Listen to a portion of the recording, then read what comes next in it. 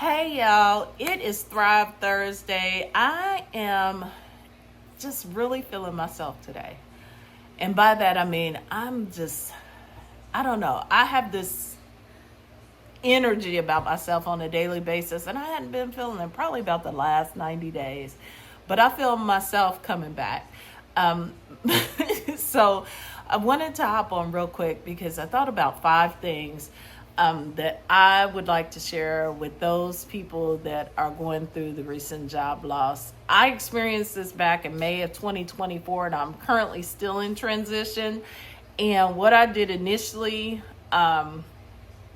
probably wasn't the best choice. So I took, a couple of months, and I live in Florida. So I experienced Florida. I had my mini me's down here. We had a good time. I had my girls come down. We had girls weekend, I think it was back in June. My sister came. Like, I wasn't focused on finding a new role immediately. So I spent probably about 90 days where I looked, but I wasn't actively. I was more passively looking. So that's probably added to, this job market is different. In 2008, I was laid off from a 15-year career in telecom, and instantly I was like, okay, what do I want to do? I got my real estate license by June. I think it was June of that year. I was a real estate agent. I was out there. I was hitting the ground. I was doing it. And like I said, I didn't do that this time. So that's probably added. And the market's different. In 2008, the economy was a lot worse than I thought. But this job market, it's taken a lot longer. So as I said, I was laid off in May of 2024, and it's been 9 months. It has been since September since I've had an interview. And I'm not telling you that to be negative. I'm telling you that to be real. So there are a couple things that I encourage you to do differently than what I did, if that makes sense. So one of the things is, like I said, is to get on it immediately. Don't take time and vacation. And you do want to take some self-care. You do want to do that. But what I try to do now is to prioritize that on Fridays. So I will actively Monday through Thursday, I will actively be, engaged. And I do it from 8 to 5. So, I might take a longer lunch or what have you, but at 5 o'clock, I'm done because I want to get myself and keep myself in that routine of 8 to 5. So that's what works for me. Another thing that I encourage you to do is let me take a step back, because there are some people that are working that might be looking too. This job market is different. As I said, it definitely is different. It's challenging. I posted this yesterday. It's challenging, but it's not impossible. And by that, I mean that, you might have to do things a little bit differently than what you're accustomed to. So as I said, in 2008, it was like boom, boom, boom. And then even as a realtor, I decided in 2010, okay, I got to go back to corporate America because I need a regular, I need consistency as far as salary and benefits. So in 2010, I made that decision. In January, I said, I'm going back to corporate America. And by that spring, I had a job. Well, 2025 is a little bit different, a little bit different. And I don't settle. So if I say, I want a director level role, that's what I want, is a director level role. Could I probably take a supervisor? I could. Will I be happy? I had someone send me something about a sales role. I could probably sell because I've done it and I'm a people person. But am I going to be happy in that? So I'm going to hold out. Somebody asked me the other day, was I still holding out? Yeah, I'm holding out for what God said I can have. And that's what I believe. So anyway, if you are looking because you're not happy in your current role, What I would encourage you to do is to stay where you are. Don't jump ship. Don't jump ship because this job market is challenging. But I also want you to make sure that you're adding value to your organization. So don't just be satisfied or complacent with being status quo. Way back when, I've had roles where we had specific KPI or key performance indicators or whatever the acronym is for you. But basically, they're the measurements that you have to meet. So your average handling time, you've got to complete this number of cases or this number of calls or whatever the scenario is. You always want to make sure you're above that. I always say above and beyond. So don't be complacent with just, being, that's what they want me to do. No, don't be complacent with that. Because in today's job market, those are the people that they're like, okay. And even in my role, I was above and beyond. My situation was a little different because I had a micromanager, and I talked about her in other videos, and I'm trying to get beyond that because I don't want to stay there. And God had purpose and God had plan. One of my friends wrote me a text and said, "You're exactly where God wants you to be." And I said, don't be using my stuff on me. Don't be using my stuff on me because I always say that, what happened or the time that you get there, that's when you were meant to be there.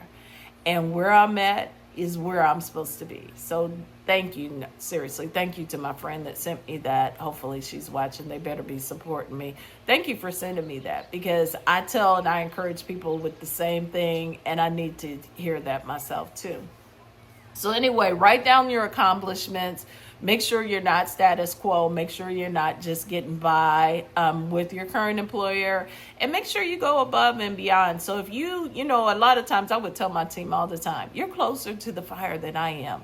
You know how to simplify this process. So a lot of times as managers, we go A, B, C, D, E, F, G, H, I, J, K, L. But if we can go from A to Z, a straight line's quicker than a curve. If we can go from A to Z and you see that, create a process. That's what got me to the level that I was at in my career, was because I was always, hey, I'll volunteer to do this, or I can do that, or go to your manager and ask your manager, do they have projects that you can work on and things that'll help you with your personal development? So those are the two things. Write down your accomplishment, go to your manager, ask, for additional work, and time out for meeting, just barely getting by and meeting the minimum expectation. Time out for that, okay? Number 3, I started doing something. I used to do this in my team. We did what we call weekly wins. So on Friday, they would come and, what's your weekly win? Got to have something prepared. And it can be personal or professional. But, and I was doing this for myself on a weekly basis. But then I realized I need to do it daily. I need to, in order to keep myself motivated right now, I need to do it daily. So that's why I started the 21-day challenge. If you haven't seen that in my shorts, go on over there and take a look, and Fit by Faith. So what I did is I said, okay, for the next 21 days, I'm going to walk at least 20 minutes. And I want to create a habit to be consistent is my goal. And so now I'm on the downside of that thing. I'm on day 13 today, and I haven't gotten out there yet. But you see, I got the gear on. I'm ready. And day 13. And now I'm thinking about my next challenge. What's my next challenge going to be at the end of 21 days? What am I going to do next? So I'm using that to motivate myself. Also, I write down my wins, right? So yesterday's wins. One is I walked in the rain. So it was pouring down rain. I saw it coming, and I said I should go now instead of waiting until my normal time. And I didn't, and it started pouring down. And it doesn't usually rain that hard. Florida's funny. It'll be a quick rain sometimes, and other times it's pouring. And yesterday was the day it decided it wanted to rain really hard, which our grass needs it, so we'll take it.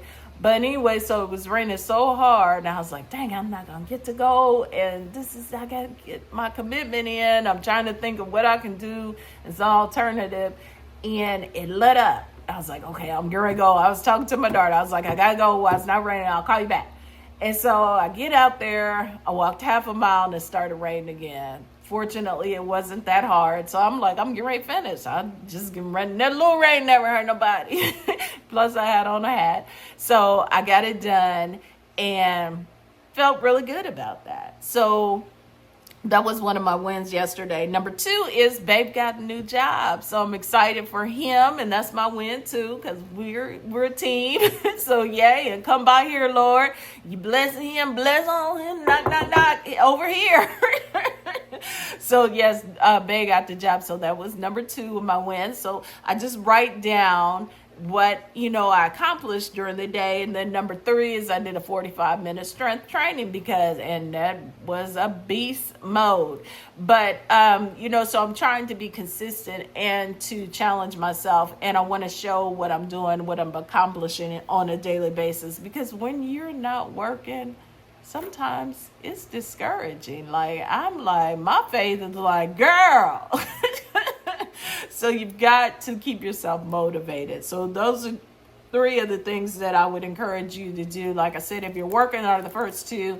If you're not working, or if you are working, what are your daily accomplishments, your daily wins, and write those things down.